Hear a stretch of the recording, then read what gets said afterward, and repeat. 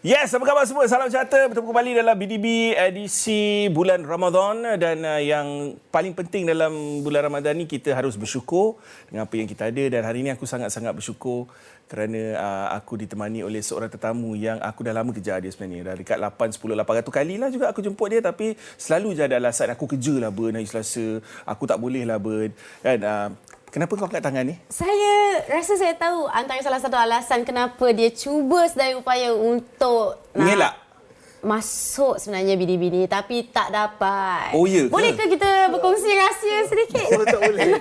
Kita kenalkan dia dulu Eli kalau ya pun. Sorry. Kau ni agak-agak lah. Kenalkan. Dekat Twitter dikenali sebagai Jimmy Got Game, dan antara pengalaman awal aku dengan dia sebenarnya Eli adalah kita banyak bertekak dekat Twitter sebenarnya. Saya nampak. Banyak sebab yang bertekaknya antara dua, yang bacanya saya. Betul. Malahan pernah bergaduh dan pergaduhan tu pernah extend sampai ke Kish, Faiz dan sebagainya apa semua. Ini saya tak terkejut. Satu ketika dahulu. Ini bukan kali pertama awak macam tu. Waktu tu dia belum kerja lagi dengan Astro Arena. Lepas tu kita nampak bakat awak cakap dia kita nampak bakat. Sebenarnya awak cakap dia ni one of us sebenarnya. Bukan, kita nampak bakat dia dalam bergaduh tu. Kita tu fikir, Mamat ni sesuai untuk Astro Arena. Bawa je lah masuk. Tunggu kita bawa masuk. So orang yang kerja kat Astro Arena ni semua yang kaki gaduh. Pelik itu cerita kepada. Dan sejak tu dia tak pernah ada peluang masuk BDB. Hari ni kali pertama. Apa khabar? Jimmy Got Game aka Jimmy. Apa khabar bro? Khabar baik Burn, aku tak sabar. Aku dah lama main KLB. Fantega Manchester United, Fantega Amorim. Fantega Ten Hag. Okay, so I rasa kat sini I kongsi rasa sikit. So semenjak kita sambung naratif ya. Okay, lepas tu dia gaduh, lepas tu ada bakat boleh masuk Astro Arena. And then dah masuk Astro Arena. Betul. So kita orang dalam satu pickleball group. Pickleball group. Alamak. So dalam tu banyaklah cucuk. Dia kena menang pickleball game dulu baru boleh masuk BDB. Nampak tak kenapa dia lama tak masuk? Gua tak tahu lu main game-game macam ni belakang gua habis. Sebab dia susah. Okay, tak apa guys, kita ada banyak benda nak sembang ni hari ni. Antaranya, tapi sebelum tu kita nak ingatkan platform-platform untuk menyaksikan Berbulu dengan Burn ada di Spotify, ada Apple Podcast, ada juga dekat Astro Go. Anda boleh ulang balik episod-episod yang lepas. Syok Podcast adalah satu lagi antara platform yang korang boleh saksikan. Guys, kita tak mau lengahkan banyak masa kerana banyak yang kita nak sembang. Kita akan mulakan terlebih dahulu dengan FA Cup pusingan yang kelima.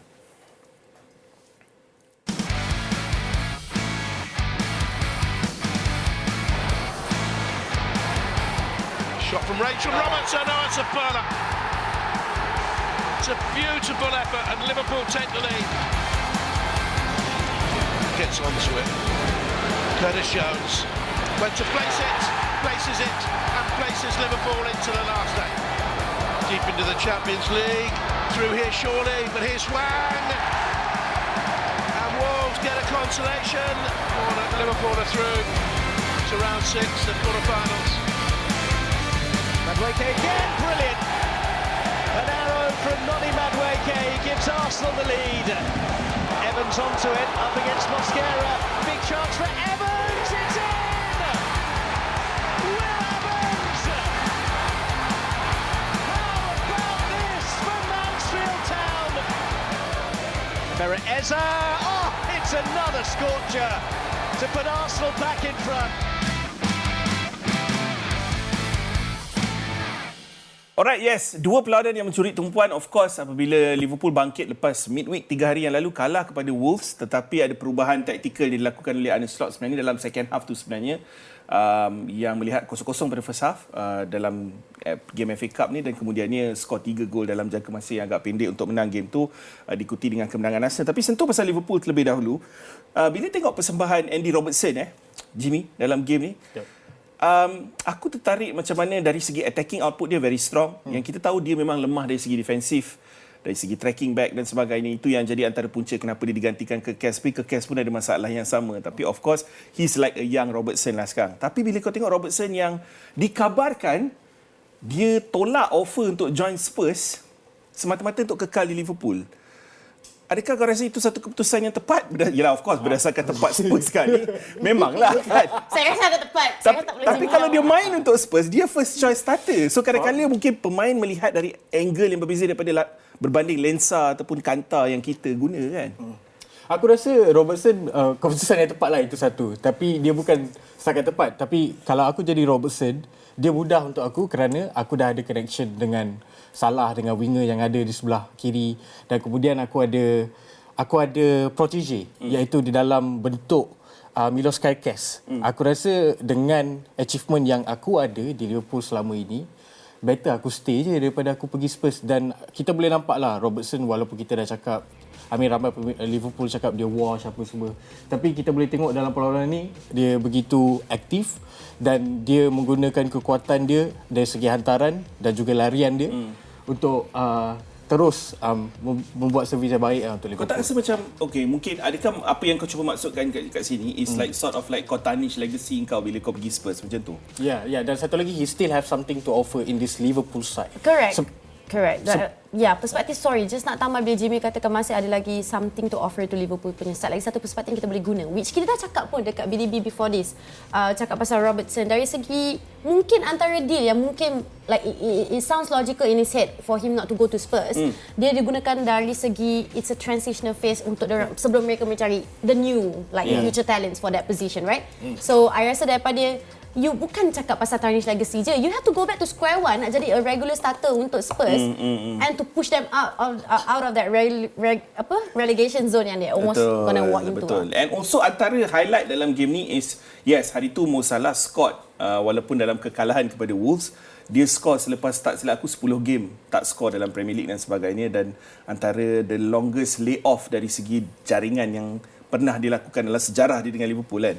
Tapi sejak 2 menjak ni kita dah nampak ada satu peningkatan output daripada Mo Salah, walaupun still bukan Mo Salah yang free flowing macam musim-musim yang terdahulu. Kau rasa Mo Salah mampu bangkit form dia dengan baki 9-10 game dalam Premier League dan juga dalam Champions League, ataupun kau rasa it's over for Mo Salah? Kalau aku sebagai peminat Liverpool, aku akan anggap yang dia mungkin dah sampai masa untuk dia decline. Tapi dari segi output, kita masih boleh guna lagi Salah. Sebab kita kena sedarlah Salah ni adalah legend. I mean, kadang-kadang dia tak perlu directly affect perlawanan dengan menggunakan kelajuan yang seperti dia ada dahulu. Dia boleh effect dari segi playmaking, dia boleh effect dari segi mentality. Dan Salah ni, aku banyak kali cakap, dia adalah pemain yang semakin lama perlawanan tu berlaku dan semakin lama dia berada di atas padang, makin bagus dia. Betul. Sebab tu orang selalu bengang. Dia ni katanya konon selalu scan gol dan assist. Tapi itu adalah stat padding. Itu datang daripada kualiti dia untuk membaca perlawanan daripada minit pertama sehingga minit 10 sebelum dia mampu membuat impact. Tak silap aku ada satu stat yang mengatakan Mo Salah punya goals majoritinya between that 75 to 90th minute punya ratio. Tapi apa yang lebih menarik sekarang ni, dia dah pecahkan rekod legend kau sendiri dari segi jumlah jaringan, Wayne Rooney. So kalau kau tengok kat sini grafik yang aku nak share ni, 432 perlawanan, 254 goals, 121 assist. Kalau kau combine kedua-duanya, kalau dikira sebagai 375 penglibatan jaringan GA dalam 432 matches. So whatever kau nak cakap pasal dia punya decline di season dan sebagainya, that's like easily almost lebih 70% contribution dalam setiap gol yang dijaringkan oleh dia ataupun dia punya pasukan. I think nak go back to what you said, whether it's really over untuk Mo Salah. Kadang-kadang over ni bukan bermakna dia macam really not relevant. Tak, sekarang kita cakap pasal ada degradation ataupun promotion untuk rakan untuk player bola. Maybe EPL right now is the league that he's struggling with. Tapi FA Cup remains consistently for him. Sebab kalau I rasa like dia punya performance lawan Brighton in the last round pun was there. And involvement and cakap it's fun, and it's also really relevant that you mention most of dia punya contribution datang daripada minit 75 ke 90. Sebab kalau ikut dekat dalam game lawan Wolves pun, separuh masa kedua di mana pace of the game has been picked up way quicker by Liverpool. In the first half, like orang cakap like Liverpool was trying to slow down the game, there was not much happening. Going back to Liverpool when they were struggling, right now they are picking up balik dekat dalam Premier League. When they were struggling back in December, November, and Mo Salah was criticised heavily, also sebab we were struggling to think either dia struggle dengan sistem Liverpool yang tak boleh membuatkan dia nak open up the field, pace tempo perlawanan dah jatuh merudum sebab kalau lawan dengan Slot in his early days ataupun dengan Klopp, game was so fast, Salah was there killing every single thing. So right now dalam FA Cup, he found that pace dalam second half. Betul, tapi itulah bila kau kata pasal second half performance, Jimmy, banyak yang perkatakan tentang the possession play daripada Liverpool yang belum mencapai tahap yang orang expect, because they are still, even though they have possession, they're not playing like Man City punya level of possession and creating chances kan. Malahan bila dia main cara Liverpool dikenali sebagai main, that intensity play. It's how they scored the 3 goals dalam masa yang singkat dalam second half tu. Antara player yang sedang dipuji pada ketika ini yang mungkin akan menjadi long term replacement untuk Cody Gakpo adalah Rio Gomoa. 17 years old, very direct. Setiap kali dia di atas padang, kau secara tak langsungnya menarik 2 defenders because of his directness of play. Cara dia run at defenders memerlukan pace dia, trickery dia, memerlukan 2 defenders untuk sentiasa marking dia. So itu sesuatu yang positif, bukan? Kalau mungkin memberikan lebih banyak peluang untuk dia start berbanding Cody Gakpo. Ya, betul. Aku sebenarnya pelik kenapa Arne Slot mengambil masa yang agak lama untuk tidak mengeluarkan Rio Gomoa kepada dunia. Sebab Rio Gomoa ni kalau kita tengok, dia mampu dalam dribble dia bukan setakat close, tapi dia boleh pergi masuk dalam dan juga keluar. Dan itulah bagaimana gol tak silap aku, gol kedua atau pertama terjadi dalam perlawanan ni. Betul. Tapi kalau kita tengok Cody Gakpo, dia lebih suka cut in. Dan kebanyakan peminat Liverpool dah mula bosan dengan perkara tu sebab dia terlalu one dimensional. Kita kena sedar Liverpool adalah sebuah pasukan yang unpredictable. Diorang heavy mental. Tapi Cody Gakpo is predictable. Ya, itu masalah dia. Jadi dekat sini apabila mereka mempunyai Rio Gomoa, perlawanan tu jadi lagi positif dan dia lagi sedap lah untuk peminat. Something yang semakin predictable lagi Jimmy, bila kau sentuh pasal predictable ni is the way Arne Slot berfikir. Sebab dalam first half tu masih lagi ada banyak fan Liverpool yang akan mengatakan yang is masih typical Arne Slot. Kau still dengan adanya Jeremy Frimpong yang lebih direct, lebih attacking, kau masih lagi nak guna Szoboszlai as a right back when he is way better as a midfielder. He is your best player. And of course kita tahu baru ni Gravenberch dah sah sign kontrak baru untuk 300k seminggu. Itu satu lagi topik yang berbeza. Tapi cerita tentang kekerapan Szoboszlai digunakan in this out of as a fullback lah. Ya, dia bagus as a fullback, tak dinafikan. Tapi berapa banyak yang kau sanggup korbankan dekat bahagian tengah tu semata-mata untuk Szoboszlai bermain as a right back? I just nak tahu the perspektif yang Jimmy, because before I nak share my opinion, like, you rasa apa sebab utama kenapa Szoboszlai dimainkan dalam posisi tersebut? Aku rasa sebab conventionally kita tahu dia akan lebih kau. No, because ada satu aku suka Szoboszlai. Okay, because I want to pick up from what you said. Okay, go. The reason kenapa Szoboszlai ni, sebab kita kena tahu dia datang daripada sekolah RB, Red Bull. Jadi budak-budak pemain-pemain yang datang daripada sekolah Red Bull ni, diorang lebih kepada fizikal. Jadi kalau hang letak dia dekat posisi mana-mana sekalipun, hang tahu hang akan dapat result yang konsisten dari segi fizikal sebab diorang boleh cover the engine. Diorang ada engine yang power, diorang boleh cover the ground. Jadi itu adalah salah satu sebab kenapa Arne Slot mempercayai Szoboszlai di posisi right back ketika berada in possession. Dan sorry. Sebab I nak jawab, because apa yang dia share tu actually menjawab soalannya in a way another, because you kata apa like. Tapi aku tanya kau ini bukan tanya dia. Tapi nak tak sebab kalau aku nak tanya dia, aku boleh tanya dia direct. Macam kau ni kau buang masa kau tak? Aku nak tanya satu lagi soalan ni. Because Slot nak approach like always, kita boleh nampak pattern Slot nak approach dia punya game a bit conventional when it comes to playing certain utility players. Sebab benda tu yang stability yang I know he could get that stability out of him in the midfield. Tapi right now sebab I rasa right back tu position yang Liverpool masih tengah struggle. But I think cakap pasal right back, let's go back to left back before you nak tanya soalan seterusnya. Nak go back to the 70-year-old players. Nak cerita pasal tim kau juga tadi. I rasa one of the reasons kenapa the young player got very efficient in that game is because of the output yang provided by Robertson daripada left back. Link up play was very well. Okay, now go back to your the next last question dia sebenarnya yang aku nak tanya. Sebab yelah aku nak tahu pasal Szoboszlai banyak bermain di, yes kita tahu kualiti dia merata-rata, dia boleh main as a good right back apa semua, tapi itulah he's the best midfielder yang kau ada selain daripada Florian Wirtz lah yang ada masalah belakang dan sebagainya, yang mungkin dari segi fitness dia belum 100%. Dikabarkan sekarang latest news yang aku dengar, Alexander Isak might be back end of March early April, so that's good news. Tapi dari perspektif 300k a week Gravenberch, sejak daripada transfer window yang kita dikejutkan dengan perbelanjaan Liverpool ni Jimmy, which is supposedly everything is about net spend, everything is about wage structure. Sekarang ni you have two of your oldest players, Van Dijk dengan Salah on the highest wage ever, walaupun output tu mungkin tak sama dengan nilai gaji diorang, and Gravenberch pula kau letak lagi seorang ni dalam kelompok yang 300k tu. Kau rasa itu adalah satu pendekatan yang tepat daripada Liverpool, ataupun Liverpool punya identiti dah berubah dari segi pendekatan itu tepat atau tidak, aku rasa masa je akan tahu. Tapi pendekatan tu aku menarik. Sebab pendekatan ni memang jarang. Kita nampak biasanya yang buat-buat macam ni pasukan seperti MU. Dia akan bayar pemain pada gaji yang sangat tidak masuk akal. You guys are slowly living that pattern.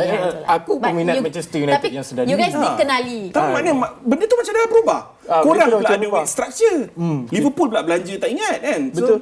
But it's mostly tu macam soalan yang I akan tanya usually like what is their long term plan dengan this player?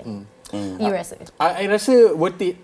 I tak tahu worth it, but as a player, you need to give credit to Gravenberch sebab kita kena ingat sebelum slot sampai, dia tidak dipandang sekalipun. Kita akan anggap dia macam maksud kau dia deserve lah 300k a week tu? No, dia deserve penambahan 300,000 atau tidak. Itu bergantung. Guys, kita kena tutup topik ni sebab kita nak beralih kepada Arsenal dan juga Mansfield Town. Mansfield Town mengejutkan Arsenal juga pada mulanya, tapi tak adalah kejutan sebenarnya sebab kita tahu. Tapi itulah, Arsenal membenarkan sekitar hampir 2 expected goals tu walaupun dengan ada ikan yang bermain di bahagian pertahanan Arsenal, Salmon. Agak mengejutkan juga. 2.46 untuk Arsenal dari segi XG, tapi of course we knew Arsenal akan bangkit dan Arsenal tak menurunkan tim A diorang, lebih kepada tim B ataupun mungkin tim C boleh kita katakan. Dan memang expected result lah. Cuma ada satu soalan lepas game yang ditanyakan kepada Arteta, yang Arteta macam koyak tau. Arteta tak adalah koyak, tapi dia macam dia bagi death stare lah kan. Pasal ada seorang wartawan tanya, dia cakap kenapa dalam game ni Arteta tak kontrol players dia dari segi set piece untuk berkerumun dalam kawasan penalti, tak sentuh-sentuh, tak pegang-pegang, tak peluk-peluk. Kenapa kurang benda tu? Dan adakah anda, dia tanya Arteta tau, adakah awak bagi diorang ni kebebasan kali ni untuk main? So ibarat selama ni Macam all this while soalan ni kau hajar lah. Macam harimau berantai lah. Soalan ni macam double meaning tau. So aku nak tahu perasaan kau tentang soalan tu dan reaksi Arteta sendiri. Sebenarnya nak cakap pasal Destiny ni, I just want to know who decides this. Is it Nicolas Jove or is it Arteta? No, it could be both, right? It's something that I cannot unpack. Tapi nak cakap Destiny ni, bukan wartawan tu je lah pernah dapat Destiny. So masa I pernah tanya Arteta soalan pun dia Destiny kat I juga. Oh, serius lah? And I think producer didn't allow that clip to be out on the ni masa YouTube video. kau tengah study kat UK so tu lah. I understand apa wartawan tu rasa dari segi macam, no, but Destiny, to be honest, like just nak jawab soalan you, I think it's more to, I think it was a very smart question. Yeah, I agree. Because a lot of times that orang actually mempersoalkan. Sebab dia tak deny pun. Dia tak nafikan. Betul? No, but also because like knowing Arteta, and kalau kita cakap pasal Arteta, like how he has been very smart dalam jawab all these press conference punya questions. Ini satu soalan yang dia tak pernah terfikir orang akan jawab. Macam ni muka dia nak tunjuk lah. Yeah. Dalam phone aku lah. Aku tunjuk diorang ni dalam phone aku. So korang tak boleh nak tengok. I remember that face lah. No, but I think it's a very smart question juga yang buatkan like, oh, people found out already maybe. Right? Satu lagi benda yang aku rasa kau familiar ni is, hari tu kita ada sembang juga pasal apa yang Fabian Hetzler cakap. Mungkin nampak macam yang tu is a bit too much lah bagi aku sebab dia tuduh Arteta dan Arsenal mengambil lebih seminit setiap kali ada corner rutin, tapi aku tak rasa every corner is lebih 1 minute. Tapi mungkin dia dah buat dia punya research, kita tak tahulah sebab Brighton ni kan data analysis. Tapi kalau just nak counter on that research di mana diorang mengumpul setiap 1 minit extra yang Arsenal akan ambil every time ada set piece or anything, Opta stats dah keluarkan yang katakan Arsenal is not one of the top teams. Tak betul. Okay, so bila Pep ditanya pula pasal benda ni, sebab kau tahu lah wartawan ni permainan dia suka quote apa yang jurulatih lain cakap, lepas tu dia ketengahkan soalan sama tu dekat jurulatih lain. Macam so dia tanya permainan Pep, kita main lah dalam studio ni sama je. Pep pula macam setuju dengan apa yang Hetzler cakap. So pendapat kau macam ni? Sebab yelah, aku rasa Pep pula kita kena ingat dia bijak tau. Dia ahli politik. Jadi dia akan support lah Hetzler tu untuk mentidakstabilkan keadaan di Arsenal. Jadi aku rasa dia tak perlu tengok sangat. Dan ada satu lagi soalan yang Pep ditanya, pasal apa tu Ali? Pasal apa advice kau boleh bagi Arteta yang tak pernah lagi menang title, dia dah percubaan kali keempat dia. Kau tahu tak Pep cakap apa? Dia tak nak bagi apa-apa advice. Of course lah. Sebab aku tengah compete. And also on some days, but also kalau just nak persoalkan. Padahal Arteta ni member dia kot. Just nak persoalkan macam you kata, like ahli politik. And Pep is not the only one, is the politician here. Okay? There's a reason kenapa dia groom Mikel, sebab Mikel pun jawab sebagai like one politician. Because Pep on some other days, bila Arteta kena dipersoalkan oleh like the Brighton coach also, Pep was the first to defend. No, it is what it is. Like that's the game. Like you should just like elevate your game. Like. Tapi tak rasa macam anti-football ke sebenarnya? What do you mean? Sebab kita tengok banyak pasukan yang lepas diorang buat, dah start adapt apa yang diorang buat. Contohnya I agree yang semua tim guna. So my point is, how can you say it's anti-football when you are doing it, Everton is doing it, sebab Newcastle pun buat. it's more to a rugby, No, I rasa okay. Aku rasa I love this conversation, dia kena I love this conversation because Kau tanya I think dia, apa yang you legit rasa macam is are we an anti-football club? Yeah. I think you are anti-evolution. No. Yes. Like football evolve as how we all evolve and they just look for loopholes, they're going to exploit it. Yeah, tapi next season potentially it's going to change. Then we talk about next So season that's going to be an issue. Because right now But how can you say it's evolution when Stoke City have done it years and years ago? Correct, Evolusi adalah benda baru yang dilakukan mengikut peredaran zaman. Betul, Lily? evolution is when like that it has been in Tak, aku nak backup kau ni. Aku nak backup ni. Okay, go on first. Aku bukan nak menafikan. Bagi aku, yes, apa yang Arsenal buat tu adalah sesuatu yang Tony Pulis dan Stoke City pernah lakukan dari segi long throws, dari segi cara mereka bermain Even Liverpool have di done it. dalam penalty box untuk set pieces, untuk corners. It's been done before. Cumanya, dalam dunia di mana low block semakin menjadi-jadi, you have to always find solutions, betul? Especially top teams. Top teams like City, Arsenal, Liverpool who need to win games lawan tim yang semakin terror bermain low blocks, semakin pandai untuk dapatkan result bermain on the transition dan sebagainya. The solution that Arteta and Nicolas Jove has found untuk Arsenal adalah to take that slight small margin of percentage yang kau boleh dapat advantage dan naikkan through peratus. set pieces. So aku tak rasa benda tu salah. Itu bukan anti-football di mata aku lah. Tapi aku rasa yang kalau kau nak kata benda tu anti-football, kau kena cakap juga kenapa tim lain pun ikut. Kenapa tim lain pun buat. Kalau anti-football sangat, kalau Arsenal nak kutuk sangat, aku tengok Brighton pun mengambil pendekatan yang sama, memegang players dalam box. I think like satu David Moyes pun buat benda yang like sama. satu pandangan yang maybe I can share when it comes to, because it's a very, I understand sentiment anti-football di mana football tidak bola sepak tidak dimainkan dengan cara konvensional, but it comes to any kind of theory dalam dunia ni, like di mana either you want to be an absolute theorist ataupun you nak jadi conventional atau you nak go for modern approach ataupun you want to keep on innovating I call solutions. it finding solutions. No, innovating solutions. That's what I'm saying. I wouldn't say it's the last okay, approach. innovation, because you're using something Yeah, old to improve. No, but also So, going back to what you said, Stoke memperbaiki benda yang Stoke dah gunakan, Stoke dah created. Liverpool bila menang trofi pun banyak menggunakan set piece punya solutions. Even Manchester United, like since the year started. But I don't think you can compare what Liverpool punya set piece compared to apa yang Arsenal buat. Because I'm not done yet. So daripada tahun 2026 bermula, even Manchester United leading on the stats when it comes to set pieces. Evolution, saya memegang prinsip di mana evolusi bola sepak hanya boleh dikenali sebagai evolusi kalau datang dengan consistency. And that's what Arsenal are doing. But I don't think Jimmy is talking about stats really. He's talking about the sheer Yeah, the holding. ethical, whether it's ethical or not. Dekat situ yang aku nak The way, bincangkan. for example, the way Gabriel wins fouls, the way he falls to the floor and wins. Everyone does that even before I understand. Yeah. I'm not saying it's wrong. Aku tak cakap benda tu salah, tapi aku rasa itu yang dia cuba maksudkan. Yeah, I also Dia rasa bukan macam sekadar set piece je. No, it can be set piece, statistics, sentiments, macam mana Arsenal, dark arts and everything. It's not, Arsenal are not the first club to do it. Sebab bila aku cakap pasal corner ni, dalam kepala otak aku sekarang adalah aku nampak 5-6 orang pemain lawan kerumun goalkeeper. Dan bagi aku itu something yang agak overpowered kerana goalkeeper adalah komponen utama ketika defending corner sebab dia Itu kena keluar setuju. untuk ni. Bagi aku tapi, itu, yes. Bagi aku isu aku ada sekarang kita tak protect goalkeeper kita. Yeah, I agree. Itu je. 100%. Tapi dekat sini aku rasa tim juga perlu berevolusi. Kita kena pilih satu goalkeeper yang mungkin lebih berani lah. And to be fair, aku setuju dengan apa yang kau cakap. This whole idea of crowding the goalkeeper bermula daripada apa yang Arsenal buat terlebih dahulu. Apa yang Saliba selalu buat. Aku ingat lagi. So the thing is, kau tak boleh salahkan Arsenal. Sebab sebenarnya kau kena salahkan PJMOL. Because they allowed it. Diorang yang benarkan benda ni. Yeah, because my only So, kau tak boleh salahkan diorang. I punya counter interpretation to that approach which like kita pre-positional wise kita berkerumun surrounding the goalkeeper. Tapi right after it has been released, actually we break down from that pattern. Betul. Untuk that's why ada bounce. Even game Everton lawan So the Manchester purpose United. is not to crowd the goalkeeper, but we have to bait the Kobe SC Mino kita keluar crowd. satu Instagram post yang tunjuk WWE Royal Rumble. Tapi itu game Everton dan MU. Everton, David Moyes pun buat benda yang sama. So point aku is kat sini kau tak boleh salahkan Arsenal seorang. Kau kena salahkan badan yang membenarkan. Betul. Which is PJMOL. Guys, kita tutup cerita ni. So lepas ni, apabila kita kembali selepas ini, segala-galanya tertumpu kepada perjalanan Manchester United yang dah berakhir dari segi jumlah kemenangan ataupun yalah rekod tanpa kekalahan tu sejak Disember dah berakhir. Dan juga yalah Newcastle lawan Man United akan menjadi tumpuan. Jangan ke mana-mana.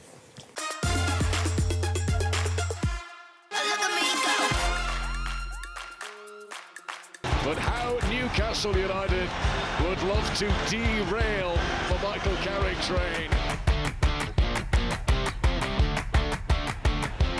Bruno, Meno, that's an outstanding save from Aaron Ramsdale.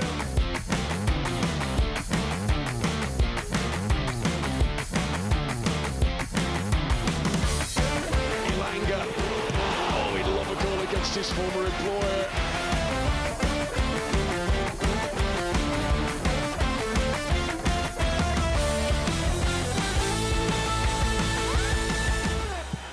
And he scores! And the 10-men lead! Exclamation mark left before that half-time whistle blows. Great delivery in, Casemiro scores for Manchester United. He's in the middle, Chinali's up there too. This is William Osula for Newcastle United to win the game! The 10 men have done it!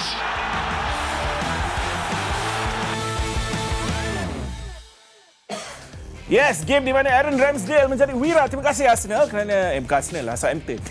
Kerana memberi Aaron Ramsdale 4 big save. Tapi cerita pasal MU, MU hanya kelab kecil bila datang ke St James Park. I'm sorry ya Jimmy, aku minta maaf sebab Newcastle dah menang 4 perlawanan liga konsekutif berturut-turut di lawan sendiri menentang Man United. Tak silap aku, kali terakhir Man United menang dekat St James Park was 2019 tau.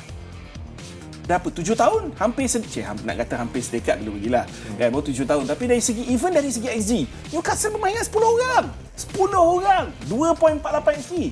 Okey? Lepas tu kau dah sentuh juga dari segi sentuhan dalam box. Of course, you have to have more sebab kau main 45 minit ataupun lebih dari 50 minit tak silap aku dengan 11 lawan 10. Kan? So, of course aku expect kebanyakan stats tu akan memihak kepada United. Tetapi bila kau tengok game tu sendiri, Jimmy, aku rasa mengaku jugalah betapa besarnya perbezaan even bila 10 lawan 11 untuk 20 minit pertama second half tu. Tak silap aku korang cuma hidup nampak macam kau ada advantage satu orang pada 10 minit terakhir. Dalam 15 minit terakhir. Aku rasa. Yep. At one time Eddie Howe punya brave tactics untuk main 4-2-3 in that second half, aku cakap, kau gila ke apa Eddie Howe? Kau nak bagi player macam Mbumo, Cunha ni semua space macam ni dengan Bruno punya creativity. Tapi kau tak ada apa-apa langsung threat tu. Dan time tu lah aku sedar perbezaan bila kau main 2 game seminggu atau 3 game seminggu berbanding 1 game seminggu. Macam sekarang kau rehat 12 hari. Kejap lagi kau akan rehat 3 minggu. Apa bagai kan? So kita nak start dari mana dulu Jimmy? Awal-awal ambil masa awak? Aku tak tahu tapi aku rasa dikombinasi 3 perkara. Pertama sekali direct approach Carrick yang berbeza berbanding game-game sebelum ni. Sebab kalau kita tengok first half, kita banyak hantaran tinggi ke Matheus Cunha di sebelah kiri. Aku tak faham kenapa kita pergi bola hantaran tinggi sedangkan kita boleh main bola di bawah. Aku faham kita takut dengan pressing Newcastle kerana physicality diorang yang begitu banyak compared. Tapi kita orang penat dia. Ya, itulah. Kita sejak November every week 2 to 3 games a week non-stop. Ya. Tak ada break. Tak, aku faham. Tapi approach Carrick ni silap sebenarnya. Sebab kita tahu kita boleh main dengan bola di bawah. Tapi kita decide juga main bola tinggi. Okay, I stop you just tu. Sebab bila you kata Carrick punya approach tu silap, apa yang dia sebenarnya cuba nak buat dengan approach Masuk kau line up dia?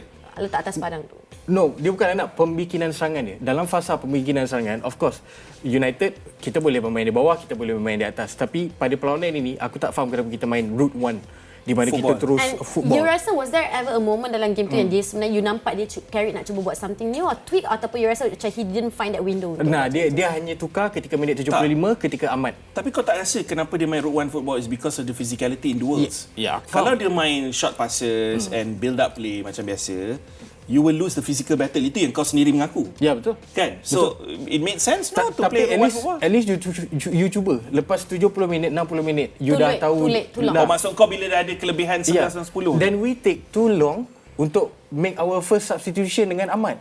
Because I think... aku terkejut. I think Ahmad should have played way earlier. Yep. No, because I try nak cuba fikirkan logik apa yang Carrick nak cuba buat dengan these long balls or whatever, right? Because yes, sebab tak boleh nak menang physicality duels.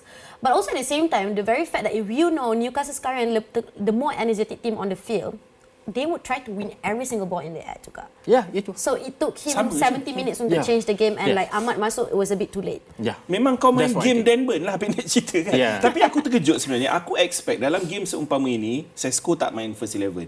Kau guna player macam Mbumo untuk main sebagai false nine and Ahmad masuk as the right winger. Itu yang aku expect. Carrick kalau dia cerdik, dia akan buatlah benda tu. Sebab aku rasa itu adalah satu threat yang lebih besar. Apabila kau sentiasa menguji Lewis Hall dekat belah kiri tu dengan Ahmad punya running, dengan dia punya dribbling, dia punya direct play. Macam kadang-kadang Enggemoa untuk Liverpool juga kan, benda macam tu. So itu yang mengejutkan aku. Tapi ada satu benda yang aku tertarik. Setiap kali United fans bila Newcastle celebrate tak kacau korang pun. Kan? Yelah sebab kita orang pun season ni hamba. Kan? Even tengok table sendiri kan. Teruk-teruk United kalah dengan Newcastle pun, korang masih lagi third.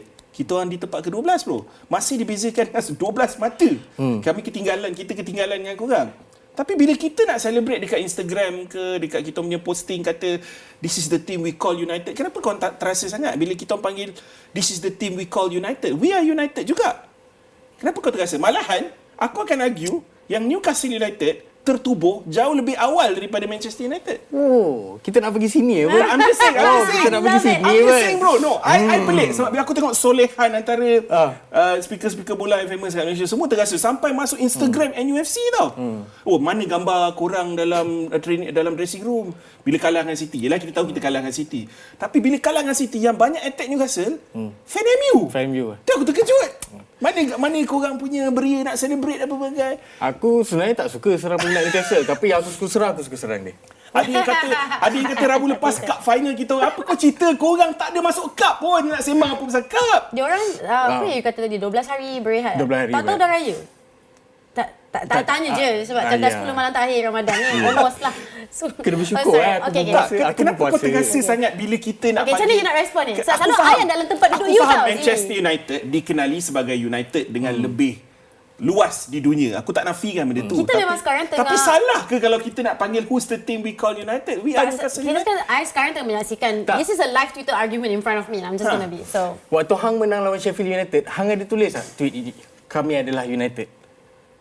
Yes. Ya. Betul bro, kau pergi tengok balik. Kau tu, kau To be fair, itu kau I tak kena pernah nampak. Jimmy, I tak pernah nampak. Maksud aku, itu kau kena tanya tim social media aku lah. Mana Wah, aku tiba-tiba tahu. ada tim. Jadi kenapa Tim social media Newcastle yang buat benda tu. Oh, ingat. Tak, aku cerita pasal apa yang social media Tapi yang Jimmy tanya tu NFC kelab buat. awak ke dia tanya kat awak? Saya tanya kelab dia. Okay. Adakah kelab dia tweet? No, I've never seen. Oh, we are United. We've ketika done it a few menentang times. lawan Okay, to be Newcastle honest with United you, ke Adelaide maybe United not ke. Sheffield United, but with a lot of other teams we play, kita selalu guna term tu. This is the team we call United. Bila kita menang, sebab kita ada satu trademark under Eddie Howe punya sistem ni, which is setiap kali menang akan ada satu gambar dekat dalam bilik persalinan. Dan suka ambil gambar. Tapi aku tengok ramai fan Man United kat social media serang benda tu. Macam dia tak puas hati yang Newcastle nak memanggil diri kita orang United. Memang Newcastle United juga kot. So salah ke? West Ham pun West Ham United. Banyak je tim United. Why? Benda tu trademark kau dah beli ke perkataan United? Kita orang tak beli trademark tu, Tapi aku rasa is banter lah kan. Takkan lah kita orang kalah lawan korang dah bahan kita orang 2 hari, kita orang tak boleh. Kita orang tak boleh nak lawan.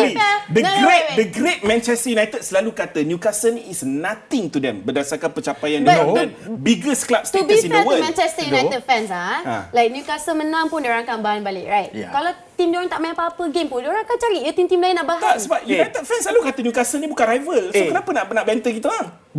Bukan Newcastle le. Grimsby pun kita orang bantai lagi sampai sekarang kau.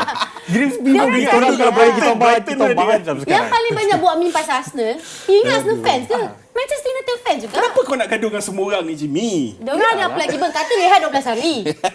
Carilah kerja sikit. Betul, okay. Mungkin sebab terlalu banyak berehat. Betul. Tak ada benda nak buat Nak kan? tengok game. Game pun tim main. Dalam gua boring pun. Lepas tu 3 minggu nak tengok. Tengoklah pasukan orang lain main. Bila cerita pasal Man United and Carrick sekarang ni aku tengok Tapi banyak. Burn punya sembang bila Newcastle menang. Tahu tak last 2-3 weeks, 4 weeks kau kena faham. Kalau producer repeat, rewind balik, anyone lah pergi balik YouTube tengok. Kau kena faham, setiap Eli. episod Burn akan cakap Benda jarang tak payahlah sembang pasal kelab saya. Season ni aku nak cari wins pun susah. Kau aku faham. Bila tim aku, dapat kau kena faham. Tim aku memang dunia sampah. kau yang punya Burn. Aku jenis fan yang tak malu nak mengaku bila tim aku sampah musim ni. Tempat ke-12. last.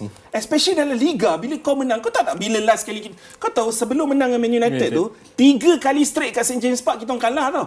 So itu sebab kita nak ucap terima kasih kat korang. Ya, kita Robin Hood. Korang Robin Hood. Tak apa, ni macam you kata kat orang kau curi lain. daripada yang kaya, lepas tu kau bagi pada yang miskin. So, Betul, benar. Burn ada satu perkataan, bukan perkataan lah, Burn ada satu point yang dia selalu repeat dekat any guest yang datang bila tim tengah kalah kan. Yeah. Dia akan cakap, tak apa ni safe space, apa semua. Betul. Kali ni bukan safe space. Kali ni safe space Jimmy. Kali ni safe space Sebab Jimmy. kita pun kalah lepas tu. Are you feeling safe right now? Dia hantar abang noisy neighbour dia, Manchester City, bantai Newcastle pula 3-1 dekat St. James Park dengan cara paling memalukan. Bagi aku memang malu lah sebab City turunkan tim B ke tim C dia tau. And Newcastle, of course Newcastle pun rotated half the 11 lah. Tapi still ada dalam 4-5 orang yang first team. Tapi still kena 3-1 walaupun leading 1-0 first 30 minutes macam lawan Man United. Lepas tu aku tak tahu mana. Dia orang lupa macam mana nak main bola. How do you feel right now? Actually, I dah lama tak tanya you perasaan you sebenarnya. Season ni aku rasa humble lah. Aku rasa aku direndah dirikan. Aku selama ni rasa macam tinggi melangit lah. Betul keimbuhan aku ni dalam bahasa Melayu Penggunaan bahasa tu betul. Aku direndah dirikan ataupun aku direndahkan diri. Kau yang rendahkan diri kau sendiri. Aku dihumblekan lah, simple. Kan? Sebab aku sedar diri yang bola sepak ni memang ikut arus, ikut musim. Ada musim aku, musim lepas aku tak tahu macam mana perasaan kau bila kau mengakhiri season di 15. Aku marah. 15 position. Aku marah. Lepas tu kalah Europa League final pula tu dengan Spurs. Weh, aku tak tahu macam mana perasaan kau. Season ni aku dah terkeluar pada FA Cup, aku dekat tempat ke-12, aku cuma di Champions League lawan Barca pula tu. So apa kau cuba fikir aku punya keadaan mental health aku terganggu bro. So bila I rasa bila dah sampai point-point macam ni you kena jadi macam Arsenal fan sejak season lepas, which is layan je. Satu major talking point dalam game, kita berbalik kepada game dan bukan sahaja game ni tapi apa yang Scholes buat yang menarik perhatian aku, which is pasal dia tweet dia Instagram story, dia kata Tonali dengan Love, sebab dia memang dia suka Tonali kan, dia kata Tonali is the best midfielder dekat untuk dia lah dalam Premier League. Tapi yang menariknya dia kata dia sentiasa mengkritik Carrick. Nampak macam dia ada beef dengan Carrick. Dia macam pernah ada something yang bergaduh dulu, kita tak tahu. Bukan dia je, Roy Keane, Gary Neville till today still doesn't believe Carrick is the right person to replace. Dan mungkin ialah ada tanda-tandanya juga yang dah kita mula nampak dalam 2-3 game kebelakangan ini. MU menang atau seri pun ada nampak ada kepincangan sedikit. Betul.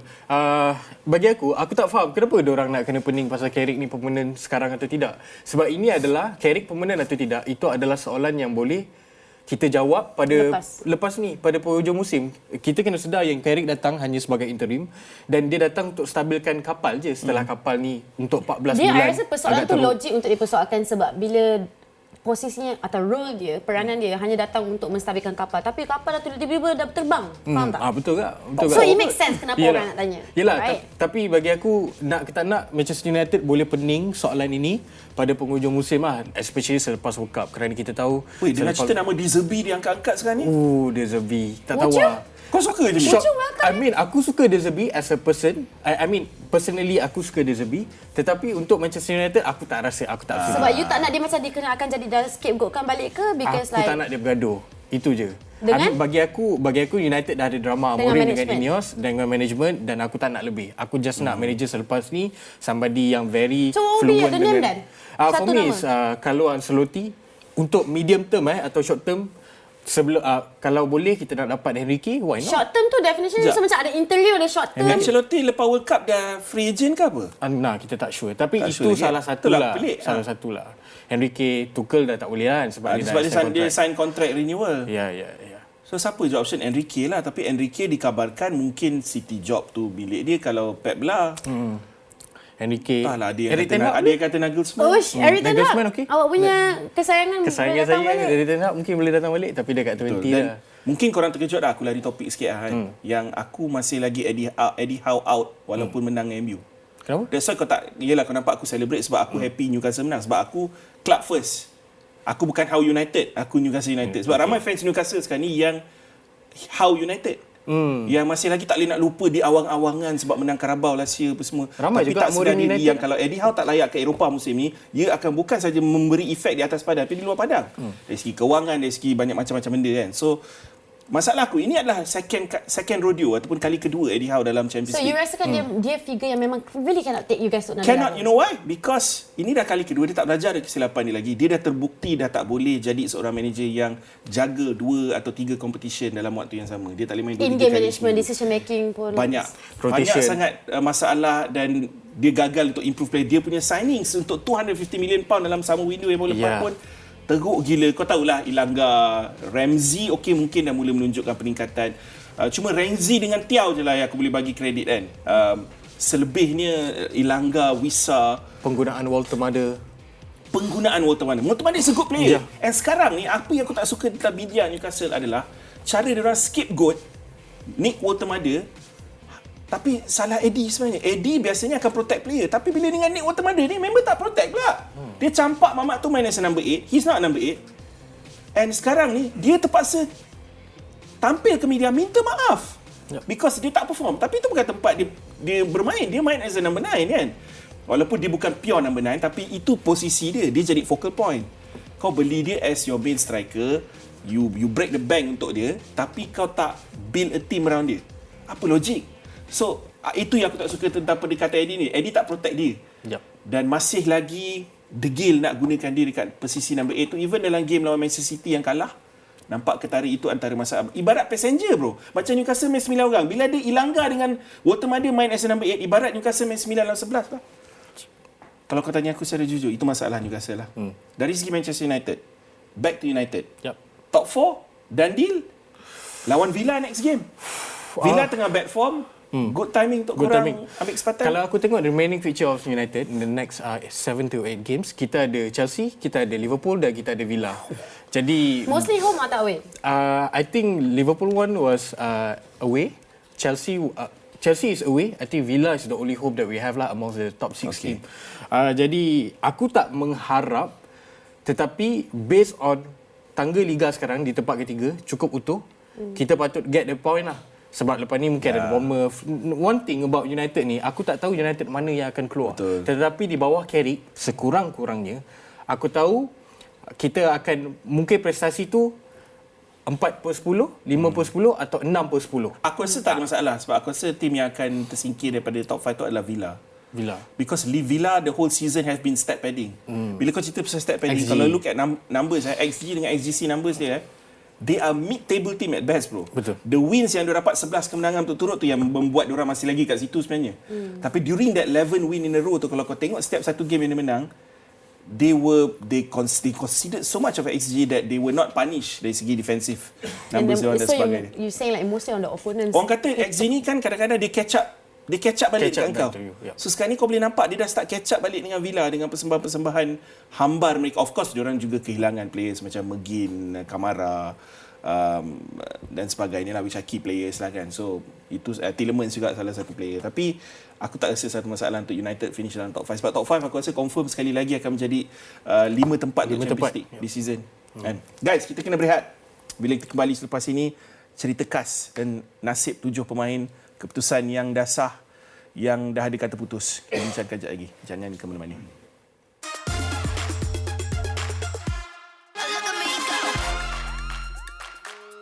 Alright, keputusan KAS dah keluar. Hukuman penggantungan 12 bulan ke atas 7 pemain kekal namun hanya terpakai untuk perlawanan rasmi sahaja. Maknanya dia masih lagi boleh berlatih lah secara profesional dengan klub masing-masing kalau klub tu nak kekalkan khidmat mereka. FAM kekal didenda CHF 350,000 bermaksud anggaran dalam 1.8 million lebih kurang macam tu ringgit atas kesalahan pemalsuan dokumen. So maknanya kita bersalah lah. Pendek cerita aku simpulkan macam tu lah. Cuma yang kita beruntung dekat sini, KAS tak tambah lagi denda, KAS tak tinggikan lagi denda, KAS tak tambah lagi penggantungan dari segi jumlah masa 12 bulan tu. Tapi masih ramai tak puas hati, aku difahamkan. Soalan yang paling penting dekat sini, sebab ramai yang sekarang ni, apa yang kita tunggu next step adalah apa yang AFC akan lakukan. Datuk Seri Windsor punya decision lah. Sebab yelah, dia orang kuat AFC yang terlibat juga dengan situasi skandal melibatkan Malaysia ni. So keputusan sama ada perlawanan-perlawanan yang melibatkan player-player yang digantung ni atas pemalsuan dokumen tu dalam perlawanan yang melibatkan Piala Asia tu akan di perlawanan tu akan dikira sebagai kekalahan untuk Malaysia ataupun tidak, yang secara tak langsung ini akan membabitkan pelibatan kita dalam Piala Asia nanti kan. So itu yang ramai orang tunggu. Tapi buat sementara ni, kita masih lagi kena buktikan accountability, integrity dan transparency. So the first big question yang kita kena tanya Jimmy dan Eli adalah, yang bertanggungjawab ni siapa? Yang kedua dia, adakah player-player yang dapat kewarganegaraan cara salah ni, sebab ialah dah dibuktikan bersalah, Akan dikekalkan atau tidak? Akan dilucutkan kewarganegaraan ataupun akan dikekalkan? Dan apa yang sepatutnya berlaku? Susah. Soalan ni susah kita nak cakap sebab pada penghujung hari ni dia bergantung pada ketulusan kita punya governing body untuk membuat keputusan tersebut lah. Sebab kalau kita tengok CHAS, memang jawapan dia sangat obvious. Dan sekarang ni, the balls is not just with AFC, but back to your question, the balls is also with the governing body of football in Malaysia and also our government. Yep. Eli? Oh, itu you punya. Yeah, itu punya. Sebab I rasa kalau nak cakap pasal you punya dua soalan, dari segi ketelusan, dari segi transparency, dari segi accountability, we have seen none on the table. So far lah. So bila cakap pasal kita so far, kita tak nampak siapa yang memegang ataupun mempertaruhkan ataupun membuktikan accountability, credibility, integrity dan transparency. Nothing was offered to the football fans of this country. Satu. Dan kedua, mempersoalkan tak boleh nak marah atau bising bila aktivis-aktivis for all sort of social causes kat luar sana. Dari segi berapa banyak parents ataupun single moms yang ataupun immigrants yang datang and dah buktikan dia punya sumbangan kepada negara and sampai sekarang tak dapat nak IC biru. You know, they're forever like held back from our natural citizenship. Tapi pathway ini membenarkan orang lain yang dapat kewarganegaraan. And the last thing, I rasa dari segi how can we make people think that they can just not talk about it? Adakah patut kita, sebab ini pun luar bidang kawasan kita, macam you kata, berbalik kepada governing body, and kita sebagai football spectators ataupun sebagai rakyat negara ni, kita hanya boleh mempersoalkan. Okey, apa yang mengejutkan aku, Eli dan Jimmy dalam semua ni, bila aku tengok ada ex-player yang kita kenal, yang pernah kerja kat Astro Arena juga, ex-player yang mengatakan sesuatu yang ibarat membolehkan ataupun enabler, which is benda macam kita tak patut overthink benda tu, kita patut move on saja. Macam mana kita nak move on kalau kita tak tahu siapa yang bertanggungjawab? Tu satu. Kan? Macam mana kita nak grow, orang kata kita grow daripada situasi ini untuk mengelak benda ni daripada berlaku sama sekali. Kalau kita tak ada accountability yang aku cakap tadi tu, bagi aku blame tu matters. Kau kena cari siapa yang membolehkan benda, how did this happen kan? Yeah. Macam mana kita improve benda tu kalau kita tak tahu apa isu dia in the first place. That's why aku tanya pasal dilucutkan kewarganegaraan tu, is should it happen, should it not happen, ataupun kita masih lagi menunggu ada jawapan tertentu daripada seseorang pada ketika ini. Jimmy? Aku rasa jawapan tu dia sebenarnya terletak kepada banyak pihak. Sebab MFL bukan satu pihak. Kenapa aku tanya? Sebab MFL dilaporkan kata diorang takkan react selagi FAM tak react lagi. Ya. Sebab diorang pun kena buat decision juga kan. So itu yang aku nak tahu sekarang ni. Sebab ialah melibat player-player ni, ada yang main dalam Liga Malaysia, kau faham tak? Kan? Bila aku dapat berita ni, aku sebenarnya pura-pura terkejut je lah. Tapi senang cerita, banyak pihak kena responsible lah. Kita dah nampak dah apa yang FM dah buat. Ada komiti baru yang masuk, apa semua. Lepas tu kita tengok juga pemain-pemain ni ada yang start main, lepas tu sekarang mungkin dah tak main balik. Jadi, bagi aku, responsibility ni diorang semua kena ambil lah. Dari semua. Daripada siapa yang buat benda ni, A to Z, diorang kena ambil sekali bersama-sama. Okay. I think just nak balas apa yang you katakan, kalau ada pandangan ataupun sentimen yang cuba menutup mulut rakyat Malaysia daripada jangan overthink or overtalk about this topic. Yeah. Sure. Senang nak cakap benda ni bila kita ada privilege untuk tidak memfikirkan apa yang akan terjadi kepada hidup kita, because you're probably past that career. Betul. You're probably retired or anything. Tapi bila kita tak boleh move on, or kalau kita decide untuk move on daripada this kind of topic, sebab ini first time it happened at this level, right? And kalau kita memilih untuk tidak berbicara, untuk tidak memikirkan secara mendalam, then what happens to our aspiring future talents and what happens to the future of e-sports? Aku setuju dengan kau Eli 100%. Macam mana kita nak grow atau perbaiki sesuatu yang tak ada kesimpulannya daripada pihak yang bertanggungjawab. Sebab kita tak tahu pun siapa pihak yang bertanggungjawab sekarang ni. Mungkin dah boleh cukup-cukup. Tak ada kesimpulan pun.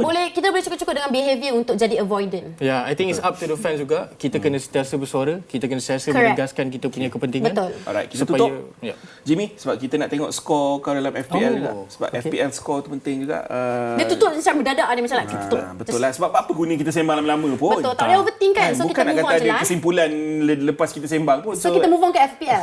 FPL dari segi pungutan mata.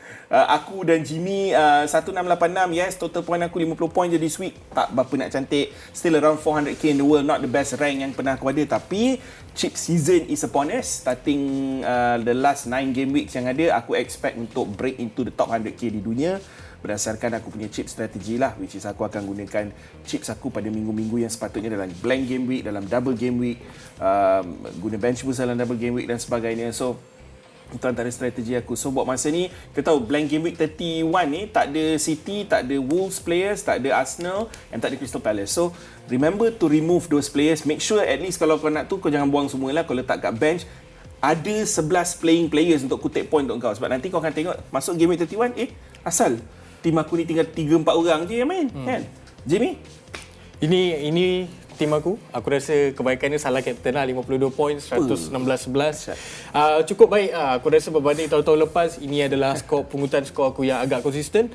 Tahun ni aku main agak konsisten dan juga kalau tengok mungkin kesilapan captain berminggu-minggu adalah salah satu dosa besar. Awak memang sangat produktif minggu ni. Betul, tapi sebenarnya kalau diikutkan according to the top, kalau kau fikir top 100k, top 500k pun, this score is below that. Sebenarnya the safety score is around 63-64 points. Benar. So sebenarnya ialah siapa yang Captain Bruno sebagai contoh akan dapat lebih banyak point, kan? Ataupun kalau kau ada Timber ada 13 points. Satu soalan realistik, bila musim ni berakhir dalam Liga BDB, awak punya final ranking awak rasa awak kat mana? Aku akan ada dalam kelompok top 100. Aku yakin. Okay, Sekarang aku 545 kan. Okay, saya pegang. Kau tahu nombor 1 tu siapa? Saya dari kunci. Newcastle United, Tun Ami family. So dia ke yang hari-hari call awak minta tips? Yes, dia antara member yang aku tengah tolong juga dan sekarang ni dia number 1 dalam liga awak aku sendiri. Awak Kau bayangkan, tolong diri awak. Aku tolong dia, dia dapat nombor 1. Kau hajar Mamat ni. Pandro Tunali, nama dia sebenarnya Zafran Zulkifli, fan Newcastle United, 1827 di dunia. Sekarang dia number 11 in the world. Wow. Sorry. Dia number 11 in Malaysia. Sorry. 11 Di Malaysia, di dunia pula. Ranking dunia dia 1000 lebih. 11 dah boleh. 1000 lebih daripada 11 juta. Agak-agak kan. So tanya kepada Pandu Tunali, aku bangga dengan kau, tak sia-sia usaha sama kita untuk meletakkan kau dalam kedudukan ini. Aku ambil kredit tau. Menang dapat apa pun? Dapat penampilan di BDB. Dan adalah manis-manis. Ada manis-manis. Tapi kau kena datang BDB untuk dapat manis-manis tu. Okay. Kau wajib datang BDB. Okay, Marcus Tavernier adalah player yang aku tengah cadangkan. Sebab why? Lawan Burnley away. Burnley dari segi XGC is the worst in the league right now. Scott Parker dah hilang. Basically everything to him is, why not kau go down fighting daripada kau tak try langsung. So apa gunanya kau low block dan sebagainya kan. So that's why Marcus Tavernier is the penalty taker untuk tim Bournemouth. Dialah yang kerap kali mencipta peluang dan menjaringkan gol juga untuk Bournemouth. So he's the best option lah kalau kau tanya aku dalam tim Bournemouth ni untuk dibawa masuk untuk 2 game week sahaja. Sebab masuk game week 32, plan aku adalah untuk wildcard. Mamat ni sorry tu, aku memang tak ada pilihan lain. Kau kena beli dia juga walaupun dia tak murah 7.7 juta. Tapi sebab dia adalah focal point Chelsea sekarang. Yes. Dalam segala apa yang dia buat, bukan Cole Palmer semata-mata walaupun Palmer yang ambil penalti, tapi João Pedro aku rasa dah grow as a player. Bukan dia lebih kepada number 9 pada ketika ini walaupun pada mulanya dia ada teka-teki di number 10 ke 9.5 ke. Tapi aku takkan faham lah that celebration. Jersey Chelsea ni sebenarnya cantik Kan? season Tapi, ni. yes, so 2 player ni aku rasa adalah 2 player yang wajib kalau kau nak buat masuk minggu ni. Jangan tunggu kan. Okay, Adakah awak akan mendengar cakap Burn? Dah, aku dah ikut dah pun. Aku dah buang Haaland. Hui, bila masa aku suruh buang Haaland? Tak. Ini saya tak dengar Aku tak pernah cakap buang Haaland. Dah berapa minggu dah Haaland tak skor. Yelah, tapi aku tak suruh Tapi buang tim tu Haaland. tak dikongsikan oleh Burn. Aku kena jual Haaland untuk beli Evan Nilsson dan juga João Tapi Pedro. jangan buang sebab aku tak cakap tau. Tak. Okey. Tapi Aku yalah, sebab kenapa dia aku cakap jangan buang Haaland is why, sebab ownership dia masih tinggi. Itu tips So Jimmy. kalau bukan dia tips skor, Burn. kau akan jadi mangsa ranking jatuh teruk lah. Tapi kalau Tapi kau nak awak gamble, nak ambil silakan. risiko tu. Saya ambil je. Saya. Sebab saya boleh dapat Ellie, mata thank daripada you. tempat Jimmy, lain. thank you. Masa tak mengizinkan. Yeah. Sorry. So kalau masa tak mengizinkan, apa kita kena buat? Kita kena move on. Ya, kita kena move on dan jangan overthink it. Jangan overthinking. Kita this is berbulu dengan apa, ingat kita bukan pandit, kita bukan expert, kita sekadar fans bola sepak macam korang. Kita jumpa lagi minggu depan. Bye bye.